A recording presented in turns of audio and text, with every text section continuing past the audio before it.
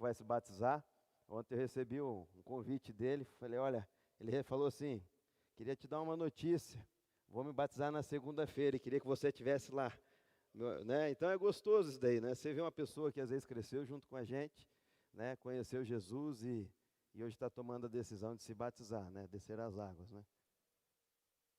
Ô, ô, irmão, pode sentar aí, você.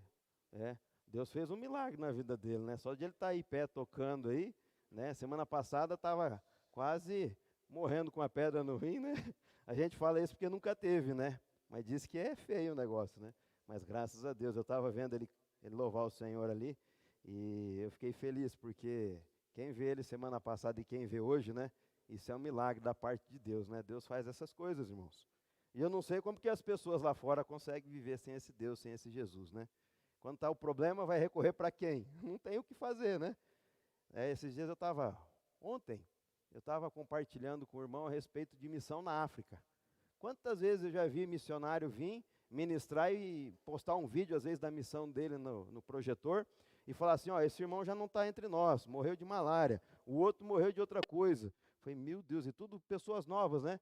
Então, quando você vai para a África, não tem outra coisa. Se o cara não tiver Jesus, é problema mesmo, né? O cara, ou ele depende de Jesus e não tem recurso médico lá, infelizmente, né? É, e eu lembro que uma vez um pastor veio pedir oferta para ir para a África, eu falei, tem tanto missionário na África, né? Mas tá bom, eu dei uma mãozinha, né? Não ajudei muito não. E na mesma semana eu ganhei um livro, na época minha pastora, que era um dos maiores evangelistas, Tommy Lee Osborne. Ela tinha encontrado aquele livro numa lata de lixo, olha como que pode. E me deu. Né, eu li ele em um dia, aquele livro. Porque ele falava a respeito de evangelismos assim, 50 mil pessoas em estádio. E na África, há tribos que acreditam que quando você faz alguma coisa de errado, não tem solução. Então a pessoa tem que se enforcar. E existem árvores que pessoas, você passa assim, isso que é normal ver pessoas penduradas lá, né? Então por isso que ele pregava Jesus e era necessário, sabe? E esse pastor que eu ajudei para a África, ele achou que às vezes ia ser fácil, mas não foi fácil não, pastor. Diz que ele chegou, só teve comida boa quando chegou em Joanesburgo. Depois que entrou lá para dentro, diz que os irmãos andavam 40 quilômetros para adorar o Senhor. Culto de 5, 6 horas, praticamente só de louvor e adoração. E ele falou assim, no final do culto que ele havia ministrado, o pastor falou para ele, ó irmão, você vai ter que dormir aí em cima. Né? Nós não temos lugar para te hospedar. E a igreja não tinha um teto, era meio palha assim. Ele dormiu 3 dias em cima do altar, porque não tinha outro lugar para ele dormir. E banho, acho que foi uma semana sem tomar banho. Então, meus irmãos, não é fácil não fazer missão, né? Então, quem tem esse coração voltado para isso é de Deus, né? Bom, o pastor Giovanni aqui, dando continuidade aos nossos estudos, né? Está falando a respeito, falou semana passada a respeito de criando filhos no altar, projetando filhos como alvo de Deus, né? Como será a nossa geração, perspectivas, né? E amor é a base do discipulado dos filhos.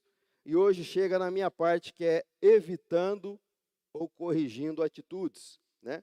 E eu queria convidar você que está com a sua Bíblia, a abrir em Provérbios 22, capítulo 22, versículo 6.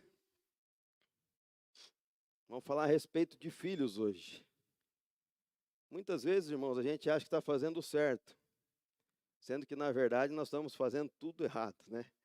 Interessante é que quando tem algumas ferramentas que você possa, igual essa é uma ferramenta muito boa, né? É o livro aqui que a gente fala, Alicerces, né? Liderança para a última colheita, de Danilo Figueira. Mas se você tiver oportunidade também de cursos, como de casais, casados para sempre, pais para toda a vida, esses cursos são fundamentais para você orientar teu casamento, teus filhos de uma forma certa. Um exemplo. Quem aqui sabia que você não pode bater no seu filho com a mão? Alguém sabia? A mão que você, olha, maravilha, a mão que você faz carinho não pode bater. Hoje não pode, corta isso aí no vídeo, senão eu vou ser preso, né? Hoje a Bíblia orienta o quê? Corrigir seu filho com vara, né? E eu não sabia.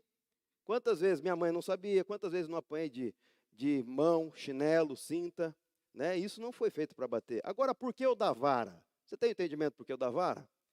Porque a vara nunca está perto. A hora que você está com raiva do seu filho, até você caçar uma varinha, você voltou, você já não está mais com raiva. Não é verdade? Você sabe por que a bunda é carnosa? foi feita para apanhar. Não é para bater nas pernas ou no corpo. Não é com raiva, é para correção. Faça um teste, não precisa bater, só toca, 3 varadinhas, que está na Bíblia. Né? Não precisa bater com força. Né? Como que a criança, né, entende a respeito daquilo? Porque é bíblico. E muitas vezes a gente faz as coisas da forma errada, porque nos falta conhecimento, não é verdade? Então vamos ler aqui Provérbios 22, capítulo 22, versículo 6. A Bíblia diz assim: ensina a criança no caminho que deve andar, e ainda quando for velho, não se desviará dele. Feche seus olhos, vamos orar mais uma vez. Pai, em nome de Jesus, a Tua palavra já foi lida nesta manhã, Deus. Deus, que o Senhor já venha ministrar através do Teu Espírito Santo, em cada vida, em cada coração, em cada mente, nos dá renovação da mente, nos dê entendimento a respeito daquilo que o Senhor quer fazer nas nossas vidas, nos orienta, papai, que possamos sair daqui entendendo daquilo que o Senhor queira. Pai, todo mal, tudo aquilo que venha tirar a atenção, ou tudo aquilo que venha confrontar e que não agrada, Deus, tudo isso eu repreendo em nome de Jesus. Mas ministro, Deus, a Tua graça, a Tua bênção, a Tua paz e a diferença através da palavra, Deus, nesta manhã. Em nome de Jesus, também me coloco na posição de servo, enche-me com a Tua presença e com o Teu Espírito Santo. Aquilo que é necessário falar, que o Senhor me use. Aquilo que não for, faça-me calar. Em nome de Jesus. Amém. Meus irmãos, quando a gente lê esse versículo, ensina a criança no caminho que ela deve andar, e quando for velho, não se desviará dele. Essa é uma promessa condicional. O que é condicional? Deus fala assim: ensina no caminho que deve andar e não se desviará. A condição, você tem que fazer algo, né? Não é que Deus vai fazer por você. A responsabilidade é tua, condicional a você. Nossos filhos serão firmes e tementes a Deus, porém a condição é de ensinarmos. A condição é de você ensinar o seu filho. Aí quando você fala a palavra o caminho, não se trata apenas de ensinar o caminho, mas no caminho. O que quer dizer isso? Lado a lado, juntos, né? Convivência, exemplo. Você tem que ser exemplo para o teu filho, caminhar junto com o seu filho. E hoje isso é raro acontecer, essas coisas, né? Antigamente acho que também era. Eu lembro assim que quando eu ouço a história dos mais antigos, né? No caso da minha família, eu me lembro que meus avós como às vezes não tinha estudo na região, enviava as crianças para um colégio interno, né? Isso na época era chique, vamos falar assim, né? Enviava lá minha mãe, minhas tias, meu tio, para ficar às vezes 1 ano, 6 meses sem ver a família, né? Mas na verdade não é isso que a palavra nos ensina. É convivência, é relação, pai, filho, mãe, filho, né? Então não é mais fácil. Hoje a gente vê hoje em dia, é muito mais fácil você levar seu filho no colégio de manhã, tirar do colégio, depois você enfia ele numa aula de inglês, num judô, num futsal, e fica o dia inteiro fazendo coisas, enquanto o pai e a mãe às vezes estão trabalhando, né? Às vezes tem por necessidade, quando os dois precisam trabalhar, a gente não tem o que fazer. Mas na verdade, quando Deus tem esse propósito, é para você andar lado a lado, ser exemplo, ensinar juntos, né? Isso demonstra relacionamento, oferecer uma vida de exemplo, andar junto. E quando eu falo a respeito disso, eu lembro muito do meu filho mais velho, João Pedro, né? Um filho da promessa que Deus me deu, minha esposa é séria, Jesus curou, e de repente Deus me dá, e quando ele era pequenininho eu passei pouco tempo com ele. Hoje eu estou tendo que correr atrás, por causa do meu trabalho. Eu viajava muito, não ficava muito aqui, tinha que resolver problemas fora. Quando eu chegava, já ia para a fazenda, a minha esposa ficava com ele na cidade. Então era uma coisa mais difícil, né? Às vezes eu tinha até um sentimento, puxa, às vezes ele gosta mais da mãe do que de mim. Mas não é, é porque eu não fui tão presente na vida dele quando pequenininho. Hoje, com o segundo, já é diferente, é agarrado comigo. Estou indo para a fazenda, quando eu vejo ele está dentro do carro.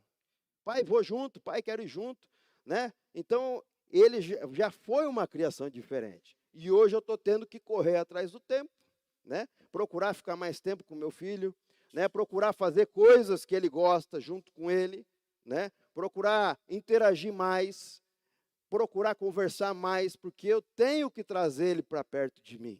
Andar junto, ensinar junto, né? Eu acho interessante que, eu acho muito bonito quando, assim, na minha área, quando eu vejo, vamos falar na agricultura, eu fui ver uma família em Cianorte, ali era o pai colhendo numa máquina, o filho trazendo, a gente fala de bazuca, né? Vai lá, colhe o grão, volta, e o vô e o neto, né, o mais novinho, o filho dele, no caminhão entregando o grão na cooperativa. Que coisa mais linda isso, né? Está ensinando a geração a trabalhar, é exemplo, ensinando a como produzir, né? Porque uma certa vez eu vi que essa próxima geração é a geração fraca. Ninguém mais quer trabalhar, tudo é meio online, digital. Nossas crianças estão ficando no sofá, não fazem mais nada, não fazem uma atividade física. E essa geração provavelmente vai ser fraca e vai ter que levantar uma geração próxima, se Jesus não voltar, mais forte para reerguer o nosso mundo, né? Então, é interessante, estão ensinando, é exemplo, você é exemplo para o seu filho. E pode ter certeza, se crescer vendo aquilo que você faz, ele vai fazer igual você faz hoje, né? Uma vez eu vi um testemunho de um rapaz, de uma mulher, que não queria se casar, porque o casamento dos pais dela era só briga, o pai maltratando a mãe, né? O pai brigando com a mãe, e quando chegou na hora de ela casar, ela não queria, porque o homem só vai me machucar, o homem só vai me ferir, entendeu? Então, ela cresceu vendo aquilo, e depois ela não queria aquilo para ela, né? Teve que fazer uma quebra de maldição, uma libertação a respeito disso, né? Orar muito para Deus mudar a vida dela. Para isso, precisamos nos policiar em relação às nossas atitudes e convívio humano no dia a dia, que são prejudiciais para que não viemos a comprometer a direção que estamos dando aos nossos filhos, onde vamos estudar algum deles agora, né? Primeira coisa, para você ter um entendimento, a liberação de palavras de maldição. A Bíblia diz em Gênesis 9, 20, diz assim: e começou Noé a cultivar a terra e plantou uma vinha, bebeu do vinho, embriagou-se e achava-se nu dentro da sua tenda. Ora, Cã, pai de Canaã, viu a nudez de seu pai e contou aos seus 2 irmãos que estavam fora. Despertado que Noé, do seu vinho, sou eu o que o seu filho mais moço lhe fizera. Maldito seja Canaã, servo dos servos de seus irmãos. Ou seja, isso aconteceu pouco tempo após do dilúvio. Noé lançou uma palavra de maldição contra o seu filho e a sua descendência. Quantas vezes a gente faz isso e não percebemos?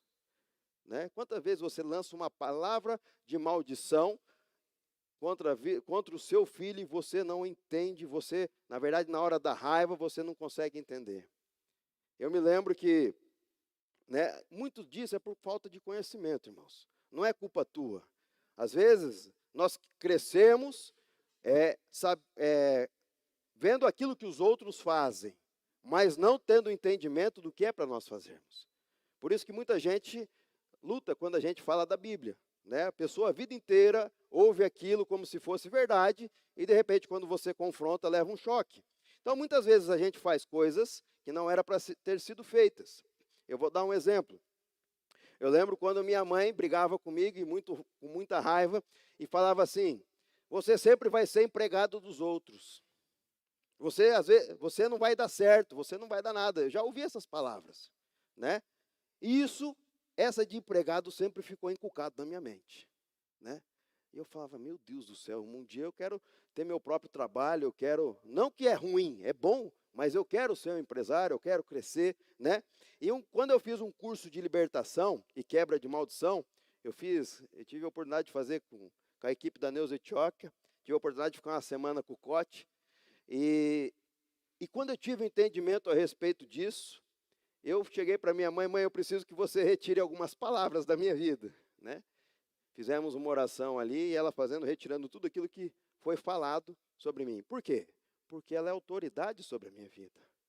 Então, às vezes, a gente erra porque não sabemos, né? E a partir daquele momento, quando eu tive o entendimento, passei para frente, então a gente tem que orientar as pessoas, né? Às vezes você está entregando, dando legalidade para Satanás atuar na vida dos teus filhos, e você não sabe.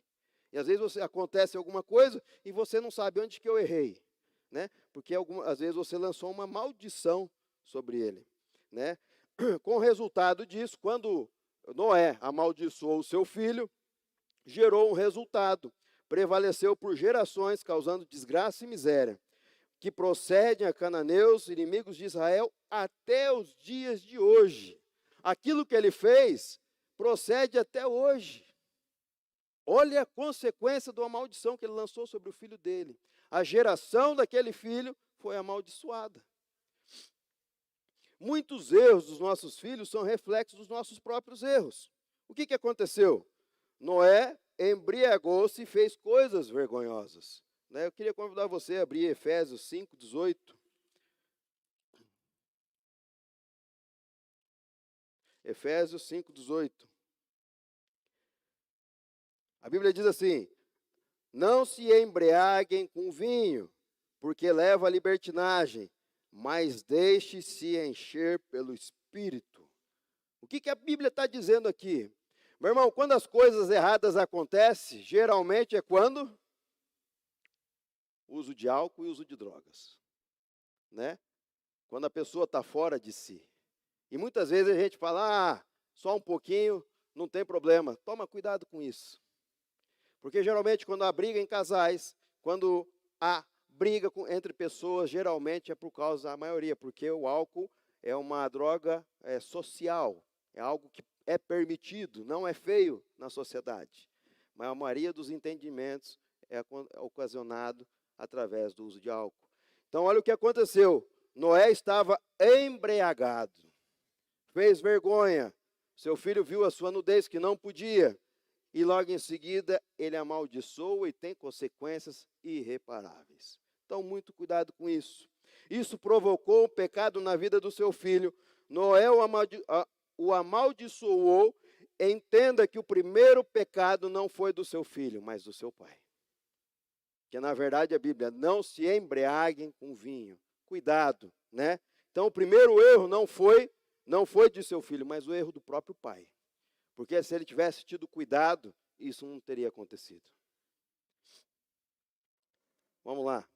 Muitas vezes nos irritamos e reprovamos atitudes erradas dos nossos filhos, sem assumir que o nosso próprio comportamento o induziu ao erro. Muitas vezes em momento de raiva, né?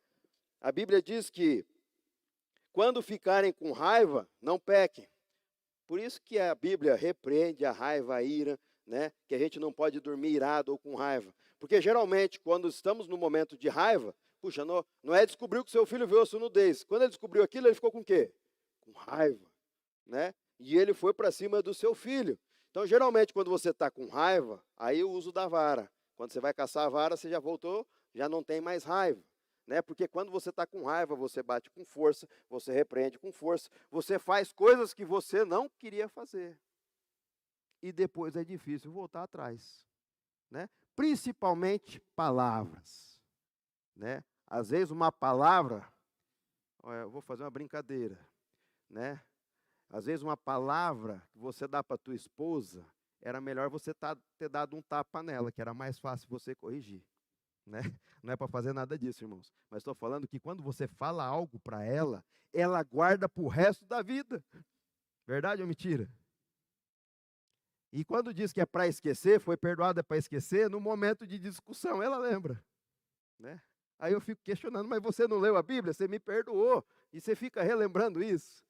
Então é perigoso, irmãos. Cuidado com o que você fala, com o que você lança. Às vezes você está irado, irritado, embriagado, né? A gente costuma dizer por isso que é 2 ouvidos e uma boca. E é difícil controlar essa boca, né? Amém. Às vezes você fala para o seu filho, um exemplo, você é um burro, né? Você é um preguiçoso, e assim por diante. Você está profetizando isso na vida dele. Você não vai ser nada, você não vai ser ninguém, né? Você é um vagabundo, e esse tipo de palavras você está dando legalidade para que isso aconteça na vida dele. Né? Então, muito cuidado com que você, os adjetivos que você dá para o seu filho, né? Fala, você vai ser um vitorioso, você vai ser um abençoado e coisas assim, né? Então, quando você está com raiva, fica quieto, não fala nada, corrige, né? Chama a atenção dele, né? Se for necessário a varinha, usa. Se for necessário a negociação, depois de uma certa idade, não se é mais, usa mais vara, mas tira o celular, né? Põe no cantinho do pensamento. Por isso que é bom, se você quiser fazer o curso de paz para toda a vida, vamos montar uma turma, né, pastor? Tem várias coisas aí. A gente fala a respeito disso, é contrato. Depois de 10, 11 anos, eu me lembro uma vez que meu filho falou assim, pai, eu falei, filho, você está de castigo, uma semana sem televisão. Ô pai, você não quer pegar a varinha, não? Eu comecei a rir, né? Falei, por quê? Não, pai, porque uma semana é muito, né? Você vê como que não precisa bater às vezes, não precisa corrigir assim, né? Às vezes é melhor você chamar a atenção e tirar alguma coisa. Às vezes vai aprender muito mais. Há poder em suas palavras. O que dizemos acerca dos nossos filhos ou para eles está revestido de uma autoridade que o Senhor nos deu. Em Provérbios 18, 21, a Bíblia diz assim: a língua tem poder sobre a vida e sobre a morte. Os que gostam de usá-las comerão do seu fruto.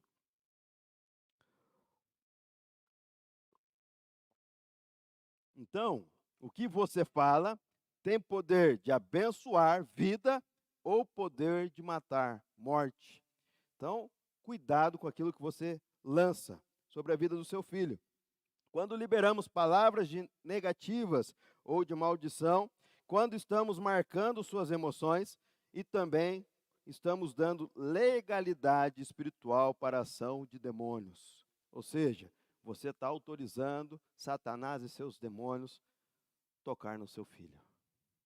Quando você fala a respeito de você não vai ser nada, você é um burro, você é desprovido de inteligência, tudo isso você está dando legalidade para Satanás entrar na vida dele. Então, cuidado com isso. E agora nós temos que aprender a usar os nossos lábios, não para amaldiçoar, mas para abençoar os nossos filhos. A maldição necessita de uma causa para encontrar um lugar na vida de alguém.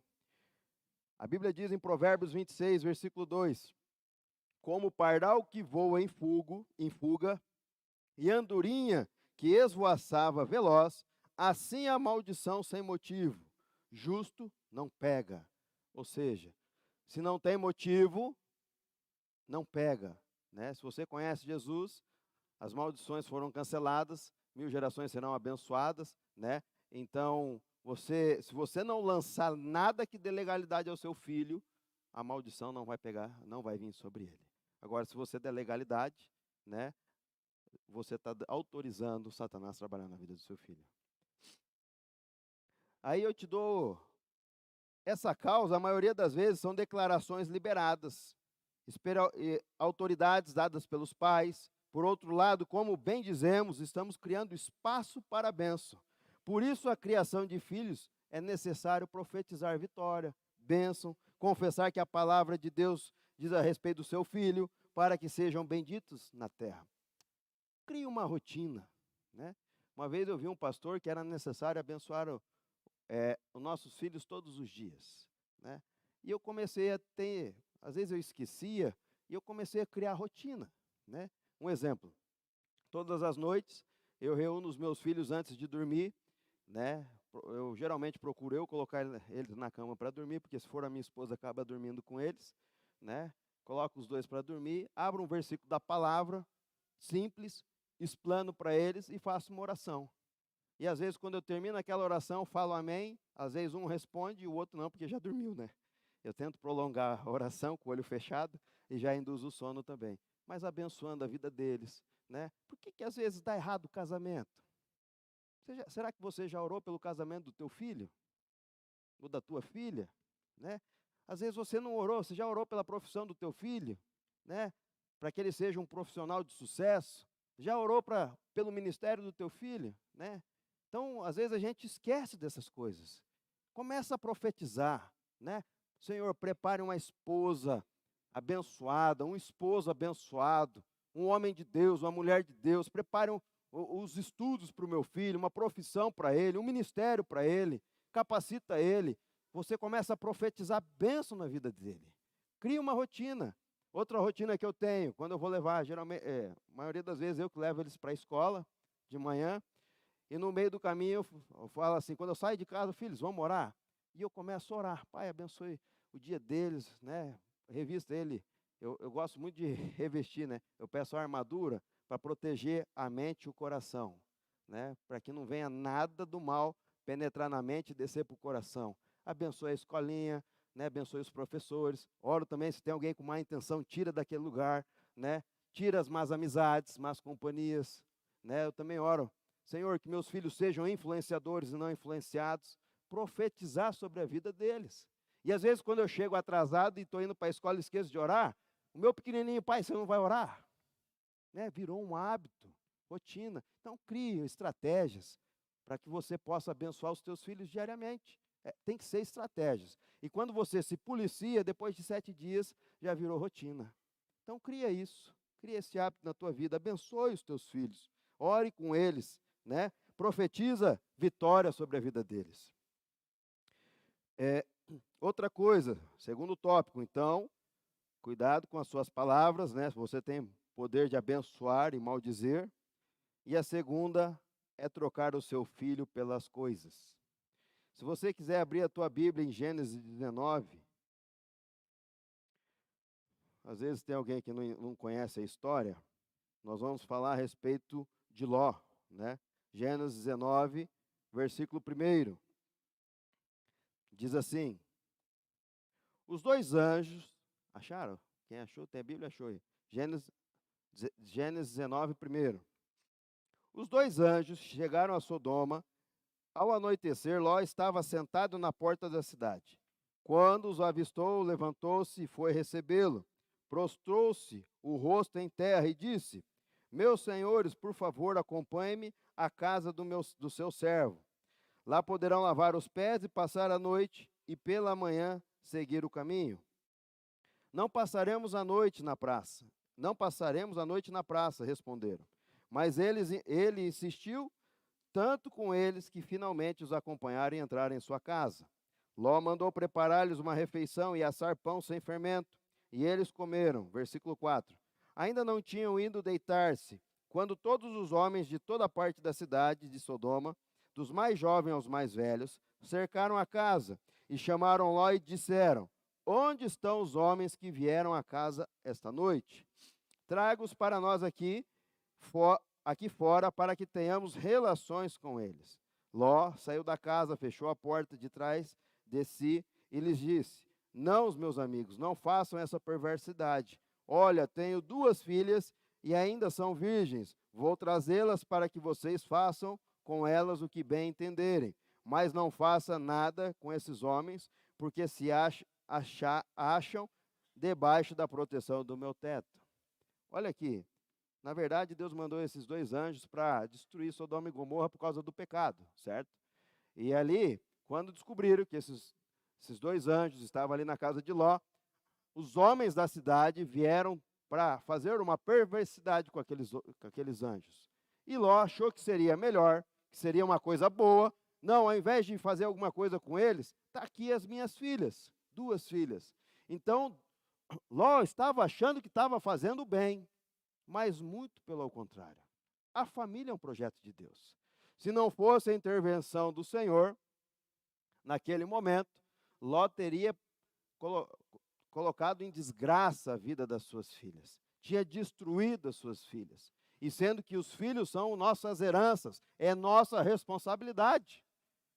Né? Então, ele achou que estava fazendo bem, mas ele estava trocando por coisas erradas. Né? Que melhor seria, então pega eles e deixa aqui que eu tenho que cuidar das minhas filhas. Né? Bem dizer, foi isso. Ele, ao invés de maltratá-los, colocou a sua família em perigo. Né? Então, quando a gente lê isso aqui, quando esses homens pervertidos souberam que havia visitantes na casa de Ló, vieram e insistiram para que lhe fossem entregues, porque queriam ter relações sexuais com eles. Numa decisão infeliz, Ló ofereceu suas filhas para serem abusadas por esses homens. Houve intervenção e misericórdia do Senhor, chegando aos olhos daqueles homens. Se isso não acontecesse, teriam desonrado e arruinado a vida das suas filhas. Né? Então, às vezes, nós temos uma ordem equivocada. Achamos que estamos fazendo a coisa certa, mas na verdade não estamos. Trocando o nosso tempo por coisas que achamos que é certo, sendo que na verdade, às vezes, nosso tempo deveria estar sendo investido na nossa família, né? O tempo com a esposa, o tempo com os seus filhos, e muitas vezes nós estamos trocando valores. Não é somente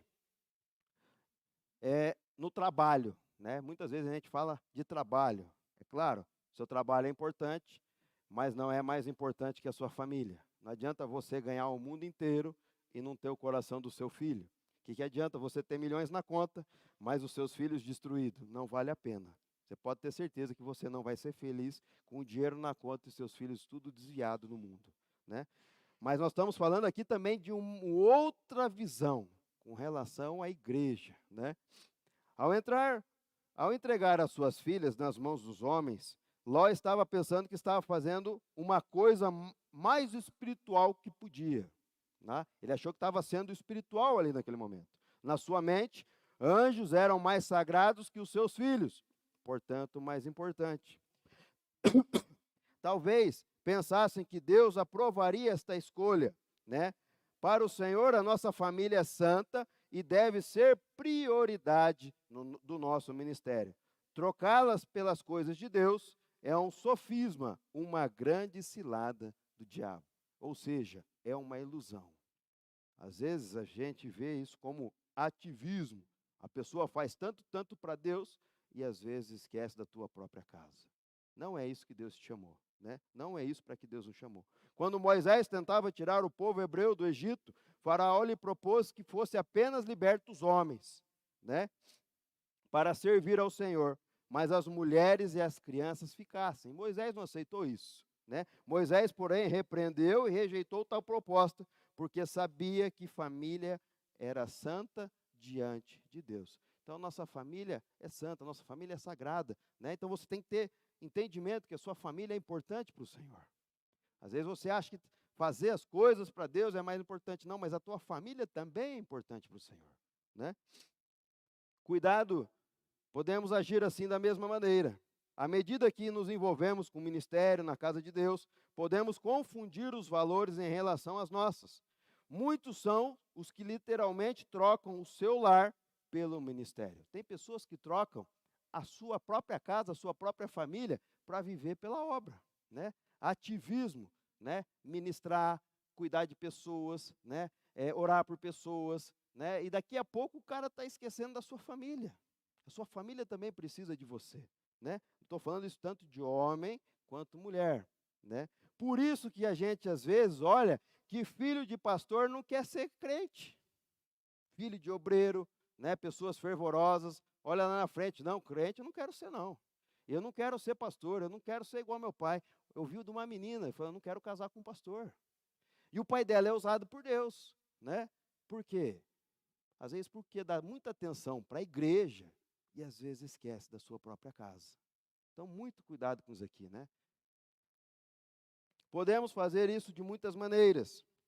Entre elas, envolvendo tanto o nosso tempo com serviço para o Senhor, que acabamos abandonando os nossos filhos, cônjuges, em suas carências. Isso se chama ativismo. Davi foi um deles. Nunca houve um rei tão amado em Israel, mas por sua dedicação exagerada ao ministério, deu problema no seu lar. Ele amargurou um trágico fim na sua vida e na vida de vários filhos. Ou seja, ele prejudicou a sua geração, né? Então, se a gente não tivesse entendimento, a gente pode destruir a nossa família. Isso foi meu caso, né? Eu nunca... Uma vez falaram que eu não sabia delegar a função, mas é que eu sempre gostei de fazer, né? E então, quando eu comecei na obra, falar de Jesus, o mesmo fervor que a minha sogra tinha de falar de Jesus para mim, me ganhou meu coração para Jesus, eu comecei a ter pelos outros. A princípio eu tinha vergonha, então eu ajudava de uma forma financeira a fazer a obra. Mas quando o Senhor foi me capacitando e me levantou, eu comecei a fazer, né? No ministério que eu fazia parte antes, né? Estava junto liderando, era célula, discipulador de líderes. Então eu tinha compromisso de segunda a segunda. Fora quando eu estava viajando para resolver os nossos problemas familiares. né? Às vezes vivia muito no Paraguai, né? E vinha para cá, então às vezes estava na estrada, fora, viajando. E aí chegava envolvido com a igreja. Isso 1 mês, 2 meses, 1 ano e assim vai por diante. Chega um momento que a família perece, né? A chegar um ponto que se você não parar assim, então, né, vamos parar por aqui. E eu tive que frear com os 2 pés e voltar a ter o entendimento. A minha família é mais importante, né? Não que o trabalho para o Senhor não seja importante, é importante sim, mas tudo na vida tem que ter um equilíbrio, né? O seu trabalho, a sua vida profissional, a sua vida ministerial, a sua vida espiritual e a sua vida familiar. Tudo tem que ter um equilíbrio. Tudo que é demais dá errado, né? Então tenha entendimento, cuidado, né, para que você não venha cair em cilada, né? Achar que você está fazendo algo espiritual, mas sendo que você está deixando de lado o seu lar e a sua casa. A nossa casa é o nosso primeiro ministério. Ao descrever o perfil necessário de um ministério de Deus, Paulo ressalta em seu testemunho familiar.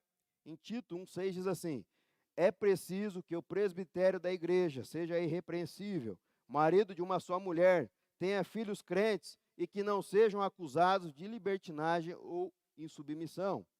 Em 1 Timóteo 3,12 diz assim: o diácono deve ser marido de uma só mulher e governar bem os seus filhos e a sua própria casa. Para Deus conferir um ministério na sua mão, uma liderança na sua mão, é necessário você ser marido de uma só mulher, ou seja, não ficar caçando mulher à toa por aí, né? Relacionamento fora do teu casamento. E segundo, cuidar bem dos seus filhos. Seus filhos devem ser irrepreensíveis, ou seja, seus filhos devem ser exemplos. Então está aí uma condição para você exercer o ministério de Deus, né? Sem ter boa ordem em sua casa, especialmente com relação aos seus filhos, um homem não está apto para exercer um ministério, simplesmente pelo fato de que, no corpo de Cristo, a sua família é a célula principal. Então, você tem que ter o entendimento que a sua célula principal, aquilo que Deus quer que você cuida primeiro, é a sua própria casa, né?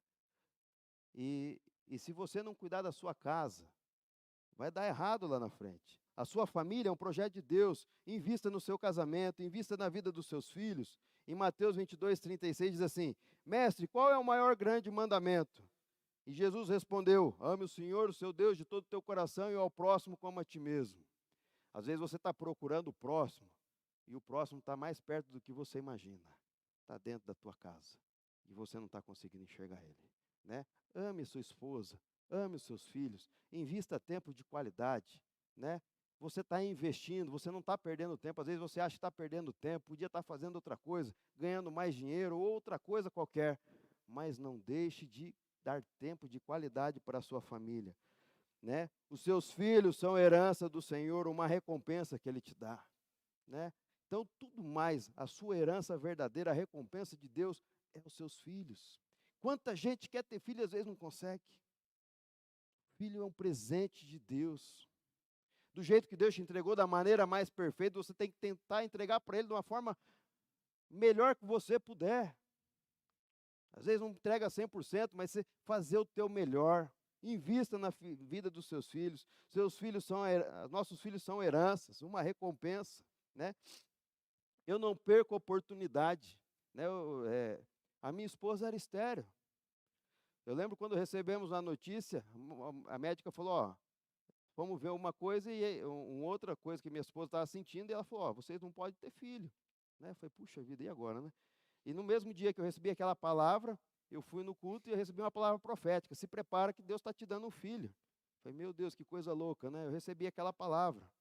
Minha esposa engravidou, ela foi curada, está lá com o João Pedro. O diabo tentou matar o João Pedro depois, Jesus curou ele também, né? Então, isso é um presente de Deus. O diabo tem tentado, mas Deus não tem deixado. Será que não vou cuidar da melhor maneira que eu posso do meu filho? Querer estar junto com ele? Ontem mesmo, e Deus nos agraciou com as crianças maravilhosas. Ontem eu estava só o dia dos homens, né?